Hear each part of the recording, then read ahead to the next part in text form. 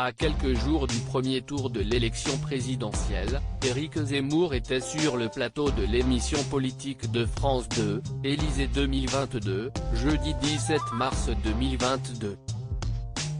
Le candidat Reconquête est venu exposer ses idées pour la France alors qu'il est en campagne pour devenir le prochain locataire de l'Élysée.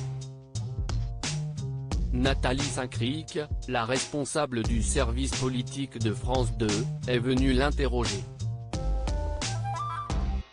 Elle a notamment voulu savoir ce qu'il pensait de la prise de position de Marion Maréchal, son nouveau soutien, concernant les prénoms donnés aux enfants français.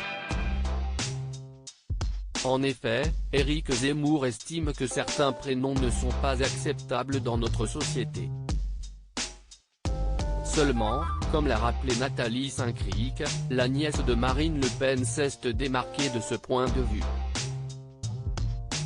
Elle est votre alliée, elle n'est pas ralliée à votre parti, ce qui prouve qu'elle a une liberté de penser comme dirait Florent Pagny, a-t-elle ainsi lancé.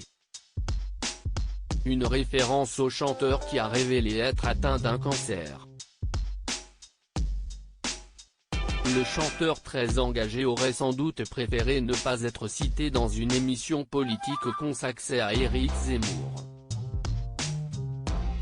Même s'il a décidé de se mettre en retrait de la vie publique pour se consacrer à lui et se battre contre la maladie, il n'avait pas hésité à rassembler ses forces mardi 8 mars 2022, pour apporter son soutien aux Ukrainiens.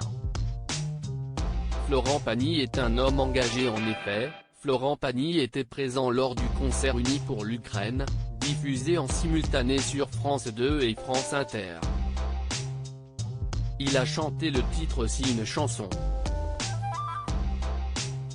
Des paroles qui ont pris tout leur sens devant la situation dramatique que vivent les Ukrainiens.